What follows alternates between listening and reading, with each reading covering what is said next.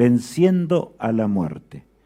En realidad, hemos disfrutado de lo que Cristo hizo por nosotros estos días. Y hoy estamos disfrutando o disfrutaremos juntos al estudiar la palabra de Dios de la victoria de Cristo sobre el pecado para siempre. ¿Amamos de veras al Señor? Seguiremos al Señor porque Él nos amó primero, como dice la palabra de Dios. Amigos míos, Dios nos ayude a que esta experiencia de la letra hermosa de este cántico llegue a lo profundo de nuestra vida y de nuestro corazón. ¿Cuánto hizo Cristo por nosotros para que tengamos la vida eterna? Ahora, el grito que estremeció la tierra y el universo, por allí quedamos ayer. Pero tenemos que repasar estos conceptos para entender bien el tema de hoy. Jesús pendía de la cruz del Calvario. En torno a Él estaban los discípulos y mucha gente que aún se burlaba, no los discípulos, sino que habían escapado, la mayoría de los discípulos, y por supuesto la gente que se hincaba en una rodilla burlándose de Él. El autor del pecado, Satanás, lo tentaba para que Él no siguiese en el gran plan de salvación. Pero Cristo siguió hasta el final, hasta gustar de la muerte eterna. Allí en San Mateo 27 leemos: Entonces Jesús, habiendo otra vez exclamado a gran voz, exhaló el espíritu. En eso el velo del templo se rasgó en dos, desde arriba hacia abajo. La tierra tembló y las rocas se partieron. El autor de la vida estaba muriendo por nuestras transgresiones. La naturaleza misma entendía, muchas veces yo he meditado en esto, ¿por qué tembló la tierra? ¿Por qué? Porque el que sostiene todas las cosas estaba muriendo en la cruz del Calvario. Cristo entregó ahora su vida en las manos del Padre, por eso es que en realidad si no hubiera desaparecido todo. Pero en su amor insondable, los hombres cayeron por un lado, por el otro. Muchos se arrepintieron en el Pentecostés, por eso la Biblia menciona acerca de ello y aceptaron al autor de la vida. Pero nosotros, ¿qué hacemos? Que estamos escudriñando estas profecías. El velo del templo que separaba el lugar santo del Santísimo se rasgó. El cuchillo que tenía el sacerdote en la mano para matar el corderito pascual, no creían en el Mesías. Escapó de su mano, el cordero escapó también. El velo se rasgó y quedó así anulado para siempre el santuario terrenal. Ahora seguiríamos a Jesús en el santuario celestial. Tema muy grande que veremos en estos días de acuerdo a la programación que ya estamos imaginando y ya vamos a entender más de cerca la semana próxima. Ahora, amigos míos, saben, aquí dice algo muy grande en el versículo 52 en adelante. Se abrieron los sepulcros de muchos santos que habían muerto y volvieron a la vida después que Jesús resucitó. Y salido de los sepulcros fueron a la ciudad santa y aparecieron a muchos. ¿Saben? Cuando la tierra tembló y todo temblaba, los sepulcros de las primicias, como vamos a ver enseguida, se abrieron. Qué tremendo, Brasil. La victoria sobre la tumba. Cristo ya no estaba más con vida. Y resucitaron cuando Él resucitó. De manera que esto nos muestra el primer golpe mortal a la muerte eterna que Satanás habrá de sufrir con sus santos, con los ángeles que una vez fueron santos en los cielos, pero que dejaron la divinidad, se opusieron a Dios, entraron en la tremenda rebelión y todo rebelde va a morir de esta forma en el gran juicio final de Dios, ¿verdad? Ahora bien, 3 tipos de personas definían su destino en torno a la cruz en ese día, en ese viernes. Qué tremendo es pensar en esto. ¿Qué tipos de personas? El primer caso, ¿verdad? Vemos ayer, los que conocían las profecías, pero amaban más la reputación, las cosas humanas. Conocían el lenguaje de la Biblia porque no sirve de nada de conocer. Nosotros hemos conocido y estamos conociendo muchas cosas, pero ¿de qué sirve ello si nosotros nos aferramos al escrito está y aceptamos a Cristo como nuestro poderoso Salvador en la vida? Allí leemos en San Juan 11 lo siguiente. Entonces los principales sacerdotes y los fariseos reunieron el concilio y dijeron: ¿qué hacemos? Porque este hombre realiza muchas señales. Esa era la opinión triste de aquellos líderes religiosos de aquellos días. Estaban reunidos desesperados, inclusive lo condenaron a Jesús por estos pensamientos tremendos. Estaban convencidos al ver cómo sanaba el leproso, cómo resucitaba a los muertos. El mensaje de él era un mensaje poderoso que los hacía estremecer, pero el amor al mundo y las cosas terrenales era mayor. Y cualquiera que ame más al mundo que a Jesús se perderá para siempre. No importa la religión que tengas, y de paso vuelvo a repetir, hay millones o miles y miles de religiones en este mundo que no están basadas en la palabra de Dios. Toda religión que no está basada en la palabra de Dios no es de Dios. Porque la palabra de Dios es la palabra de Dios. Cristo la reveló, ¿verdad? Por amor a nosotros. De manera ahora, ¿qué haremos? Decían aquellos fariseos, los que estaban destinados a cuidar los oráculos sagrados del Señor. ¿Qué haremos? Porque si este hombre lo dejamos con vida, en realidad va a convencer a todos.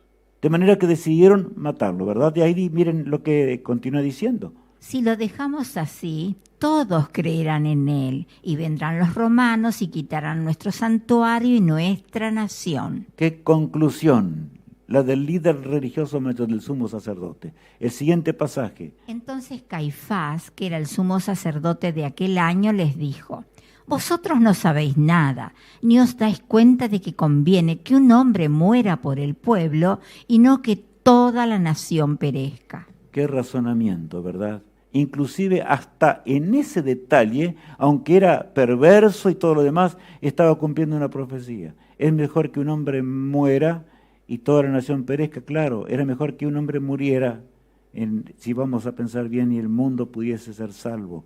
Le era devuelto al hombre la posibilidad de escoger entre el bien y el mal. Tú tienes libre albedrío. Puedes escoger ahora entre la vida eterna o la muerte eterna. Gracias a Cristo, a su muerte expiatoria. 3 tipos de personas, nuevamente, tenemos que recalcar. Aparece el segundo caso, ¿verdad? Los paganos. Aquellos que no tenían la instrucción, por supuesto, que realmente Israel tenía, el pueblo elegido de Dios. El pueblo separado para una misión especial. Pero saben, amigos, aquellos paganos habían escuchado acerca de Cristo y sabían muchas cosas realmente y escuchaban los comentarios de su ministerio, muchas cosas entendían. Y sobre todo Pilato, que vamos a ver enseguida, que realmente era el procurador de allí, ¿verdad? Poncio Pilato se encontró con Cristo a solas. Ahora él tenía que definir qué iba a hacer con él. Lo habían lacerado a Jesús, habían hecho cosas terribles, se encontraban en momentos dramáticos. Ahora dice la Escritura lo siguiente. Desde entonces Pilato procuró soltarlo, pero los judíos gritaban: si sueltas a este no eres amigo de César, el que pretende ser rey, a César se opone. Bueno, el razonamiento era humano, diabólico, indudablemente. Por eso es que los líderes religiosos pueden, y tenemos que meditar en serio en este momento, los líderes religiosos, nosotros no podemos seguir un líder religioso, tenemos que seguir la palabra de Dios. Aquellos líderes religiosos estaban entregados al pecado, iban contra la profecía de Dios, aunque hablaban grandes cosas y maravillas, esperaban otro tipo de Mesías, como el mundo de hoy, de paso, no cree que el Señor va a venir por segunda vez. Pero para ello tenemos que estudiar las Escrituras. De lo contrario moriremos para siempre, amigos míos. Claro, vendrán, ¿y qué dice allí? Si sueltas a este hombre no eres amigo de César. Y ahora Pilato tiembla porque él estaba convencido de que Cristo no merecía la muerte. Leamos a continuación.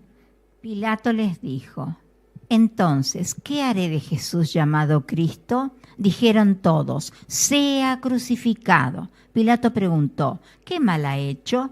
Pero ellos gritaban más diciendo: sea crucificado. No había razón. Gritaban. Pilato tenía la esperanza de que realmente ellos cambiaran de idea. Por eso dice allí entonces: ¿qué haré de Jesús llamado el Cristo? Pero saben, ahí comenzó la debilidad, porque el hombre no debe preguntar al hombre. El hombre debe razonar y razonar en la palabra de Dios y en las profecías de Dios. Pilato estaba sintiendo el llamado de Dios para ser salvo y heredar la vida eterna, pero tenía que decidir entre el Mesías de Dios, ¿verdad?, que iba a morir. Él tenía que tomar la decisión. Y por supuesto, lo que gritaban allí los enfurecidos, que habían rechazado la gracia de Dios y se habían apartado de Dios, como hemos leído recién. Ahora bien, dice el versículo 24. Viendo Pilato que nada adelantaba, antes se hacía más alboroto, pidió agua y se lavó las manos ante el pueblo diciendo: soy inocente de la sangre de este justo, allá vosotros. Qué tristeza, amigos míos. ¿Se puede decidir así ¿Se puede uno esquivar de la decisión? Esto debe quedar claro en nuestra mente. Pilato cambió la vida eterna por las cosas temporales de esta vida y desgraciadamente no obtuvo ninguna de las dos porque es así. Al poco tiempo después se quitó la vida, ni siquiera pidió que un soldado le ayudara para tirarse sobre la lanza y murió de esa forma. Horrenda, ¿verdad? Aquel hombre tuvo la oportunidad, porque Dios invita al que tiene un puesto encumbrado en una nación como el más humilde de la tierra. Cristo murió por todos nosotros, pues tenemos que decidir por Él. Y aquí que entonces Él dijo allí: nada, no puedo, no gano nada, no hay nada que hacerle. Les había ofrecido un reo, un criminal, para que el pueblo temblara y rehusara de hacer esto. Pero Él no estaba decidido a tomar una decisión. Y el que no decide por Cristo no se va a salvar, sino se va a perder. Así se perdió para siempre. Cambió la vida eterna ¿por qué? Por nada, por la vanidad de esta vida, y ni siquiera de ella gozó. De nada, absolutamente de nada. Amigos míos, los soldados romanos que estaban en torno a la cruz en ese día, eran realmente soldados experimentados, pero quedaron temblando cuando vieron el temblor de tierra, cuando vieron todo lo que estaba aconteciendo. Realmente estaban impresionados al máximo y el poder convincente del Espíritu Santo de Dios obró en sus mentes. Dice así la palabra de Dios. El centurión y los que estaban con él guardando a Jesús, al ver el terremoto y las cosas que habían sucedido, temieron en gran manera y dijeron: realmente este era el Hijo de Dios. A ver, pero ¿es suficiente con decir realmente este era el Hijo de Dios? Cuando vieron que todo temblaba, cuando vieron que todos caían ellos mismos, entonces dijeron: no hay nada que hacerle, este es un ser sobrenatural, verdaderamente es el Hijo de Dios. Pero ¿qué vamos a hacer? Tenemos que obedecer las órdenes de Roma. Y se quedaron en Roma. Se quedaron en Roma y perecieron en Roma. Qué desgracia, amigos míos. Yo muchas veces he pensado en nuestra propia experiencia, en tu experiencia que me ves allí, al otro lado.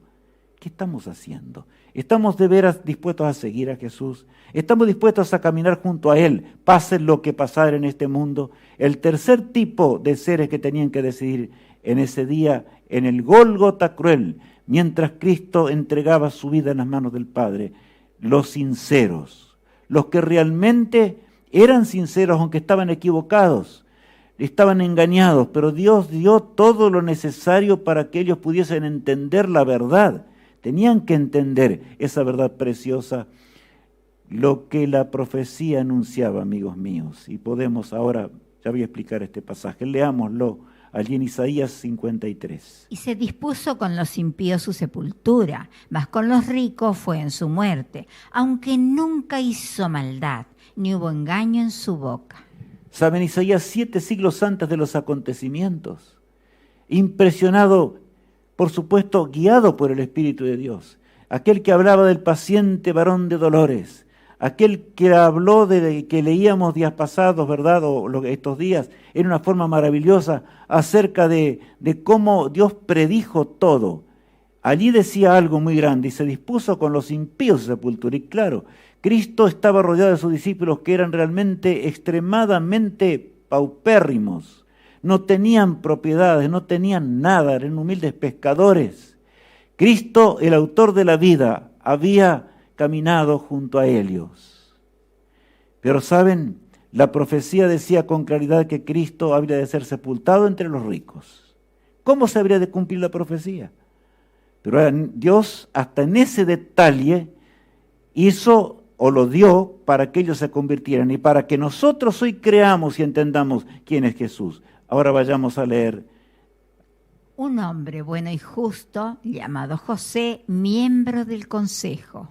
Claro, José de Arimatea, como lo conocemos más vulgarmente. Era miembro del Sanedrín, nada menos. Pero dice algo la palabra de Dios, leamos al siguiente pasaje. No había consentido en el acuerdo ni en los hechos de ellos. Era de Arimatea, ciudad de Judea, y esperaba el reino de Dios. Este fue a Pilato y pidió el cuerpo de Jesús. Y saben, José de Arimatea era tan rico, era un hombre de tanta influencia, él tenía una tumba regia, hermosa, preparada para él, para el día cuando él muriese. Era temeroso de Dios. Y cuando llegó el momento de levantar la mano para condenar al Hijo de Dios, él se apartó del Sanedrín, él no estaba de acuerdo con eso. Pero no entendía, dice, no podemos hacer eso. Si Cristo no ha hecho nada malo, ¿por qué vamos a hacer una cosa semejante? Eso es lo que dice la palabra de Dios.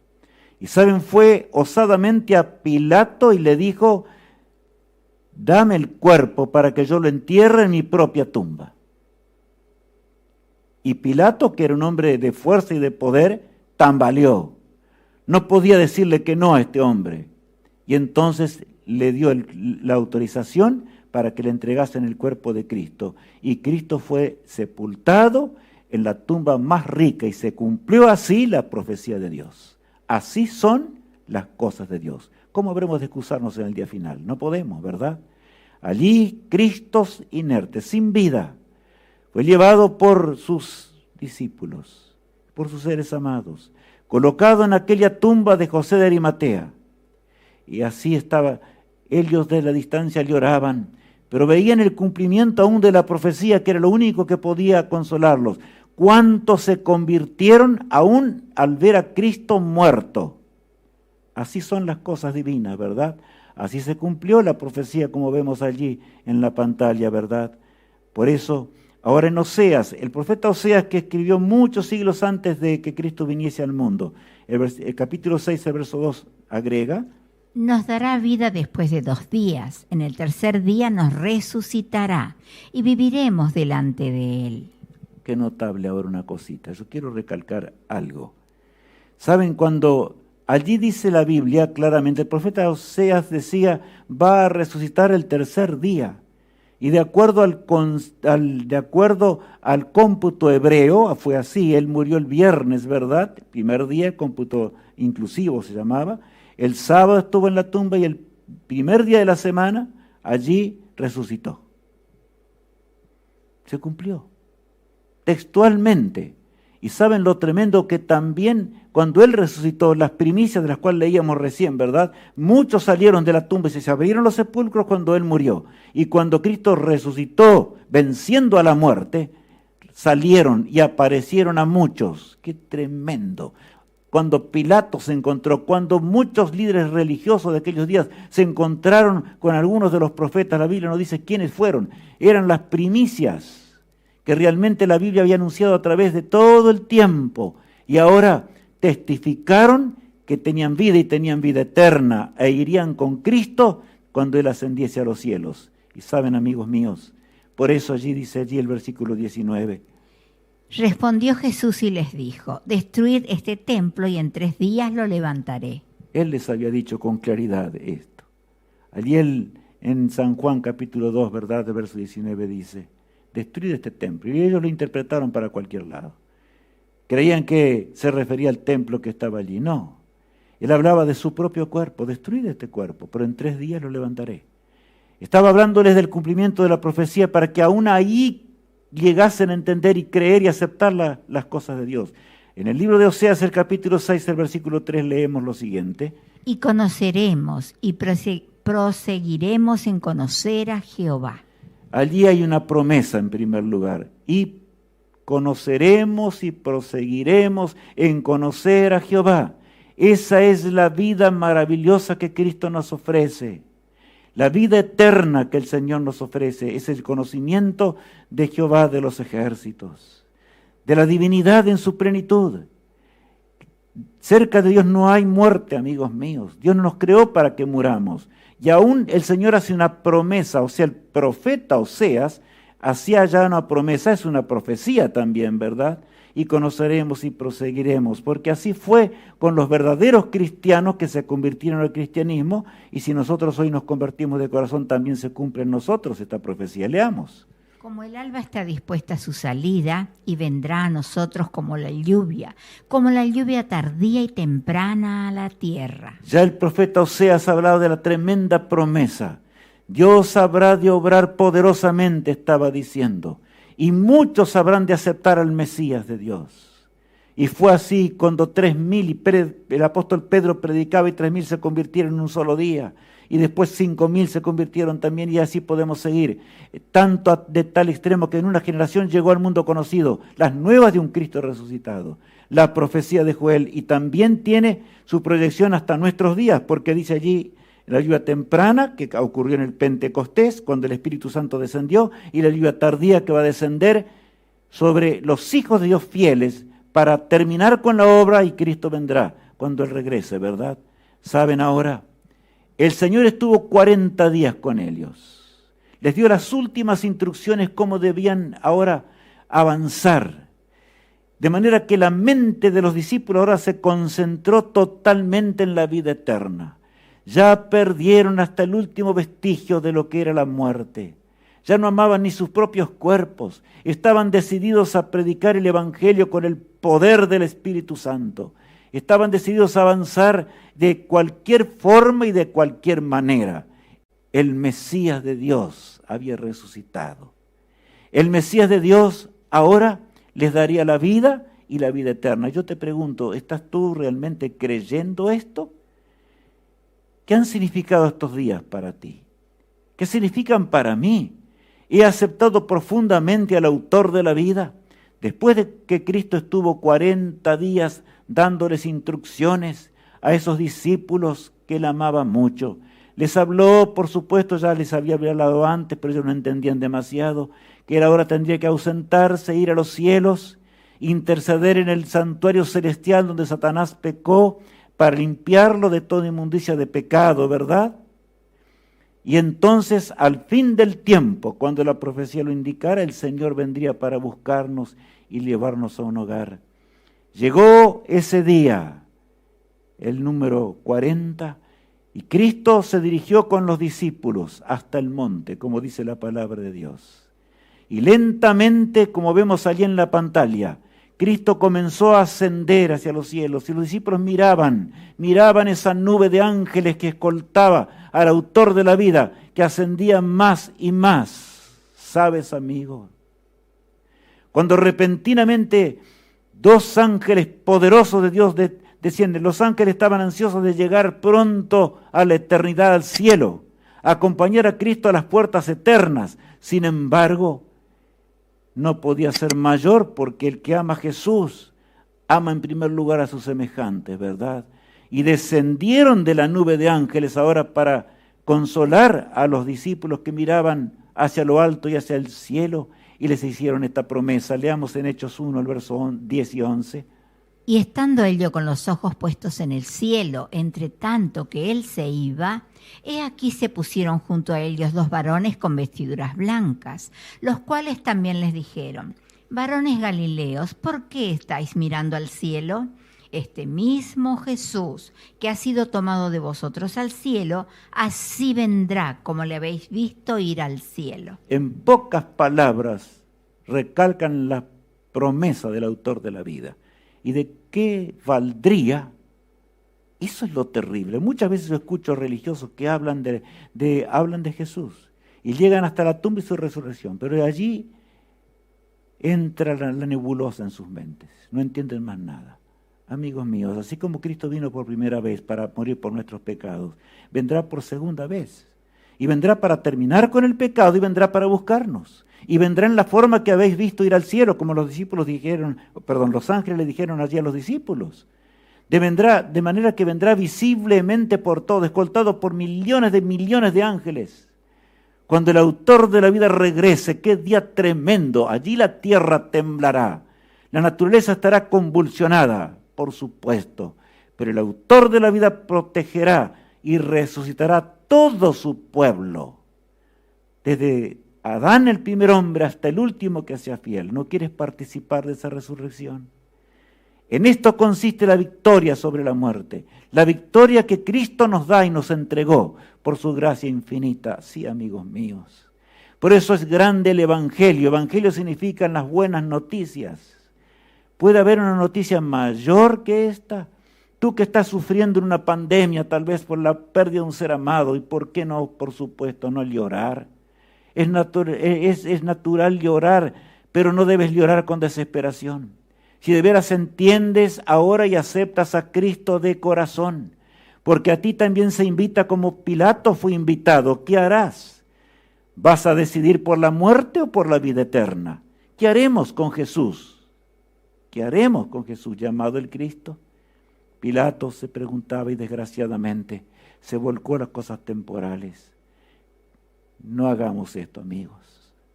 No hagamos esto jamás, sino que decidamos, como decía el cuarteto en su letra preciosa, en esa música tan linda, ¿verdad? Yo te seguiré, Señor. Te seguiré hasta el fin de mi vida o te seguiré hasta cuando tú regreses, porque Cristo vendrá pronto. Él no es el tema de hoy. Yo les dije varias veces para levantar nuestra intriga, porque tal vez algunos piensan, pero ¿y cuándo? ¿Qué va a pasar, licenciado? ¿Qué va a ocurrir? Ya la Biblia dice todo. Así como hubo señales para el primer advenimiento de Cristo, hay señales para el segundo advenimiento de Cristo, y muy claras, contundentes y rotundas. ¿Quieres conocer?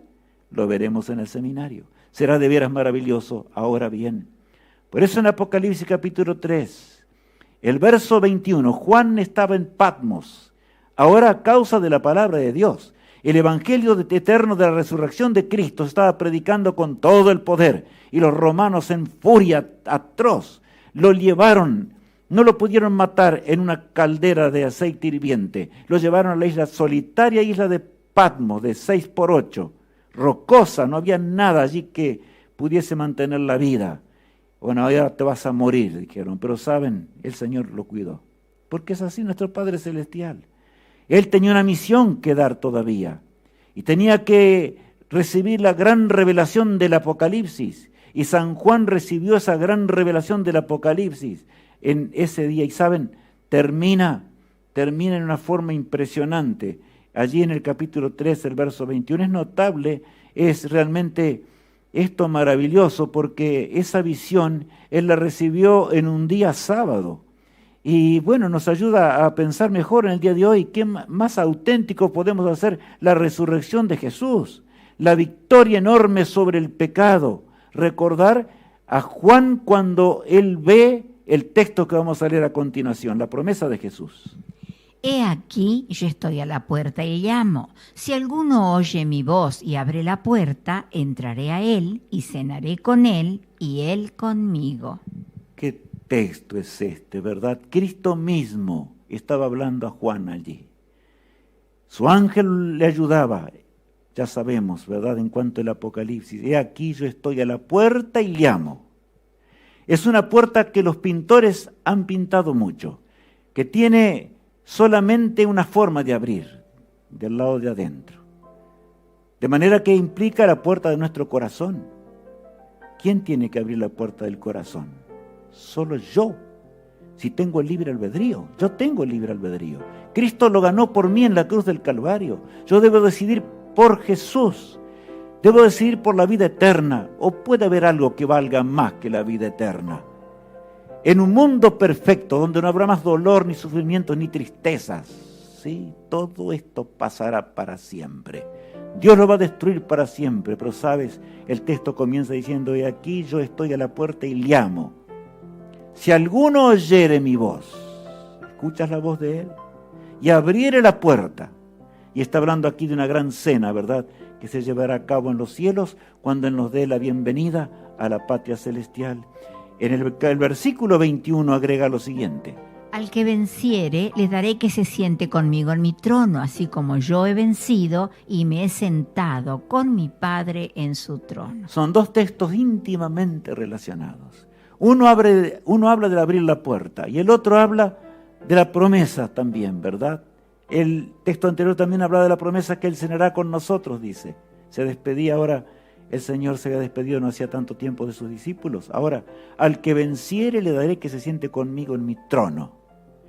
El Señor dice, yo voy a compartir contigo mi trono, vas a conocer mi trono, vas a ver la divinidad, vas a conocer los mundos que yo hice, el universo insondable, impresionantemente insondable. hace un ratito atrás, mientras iba estudiando algunas cosas más del tema, estaba viendo cómo los hombres encontraron una estrella que tiene allí, tiene como 5 mundos que giran en torno, claro, está fuera de la Vía Láctea, a 35.000 años luz. Y ellos dicen, parece que en algún planeta de esos puede haber vida. Amigos, ya hemos estudiado mucho. Sabemos que en Cristo está la vida y nosotros que somos pecadores no vamos a llegar con ningún misil ni cohete, por más que sea atómico en la velocidad, ¿verdad? No llegaremos. Solamente llegaremos a través de Cristo si vences. ¿Vencerás hoy con Jesús? ¿Qué haremos? Yo quiero aceptar a Jesús como mi poderoso Salvador. Abraza hoy la cruz de Cristo. Hoy es el día de abrazar esa cruz. Es que de veras en esta vida encontraremos nuestra fortaleza y nuestro poder en Cristo Jesús. En realidad, este cántico maravilloso decía una verdad muy grande. Es muy pequeño el sacrificio que tenemos que hacer en esta vida. Nada. El mundo está apartado de Dios. No esperemos que el mundo entero se convierta. No. El Señor va a intervenir en la historia humana. De lo contrario, este mundo perverso haría cualquier cosa, ¿verdad? Como ya sabemos. No hace falta que hablemos mucho acerca de ello. Pero el Señor nos habla de esto acá. Abraza la cruz de Cristo. ¿Qué estamos haciendo? ¿Realmente lo abrazaremos? ¿Estaremos con Él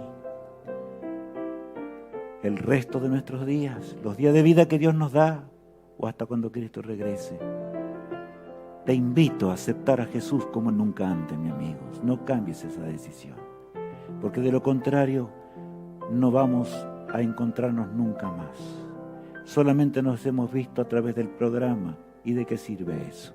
Yo quiero verlos a todos un día, en la eternidad, cuando el Señor regrese para buscarnos y nos lleve y haga ese mundo feliz y eterno. Oremos a nuestro Padre que está en los cielos. Padre amado, te damos gracias por tu bondad y tu misericordia.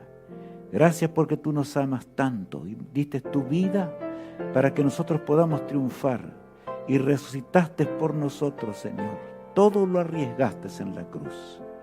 Señor, que seamos de aquellos que vamos a vencer. Porque queremos ver tu trono, queremos ver las maravillas que tú creaste. Y Señor, queremos vivir contigo para siempre. Eso es lo que deseamos.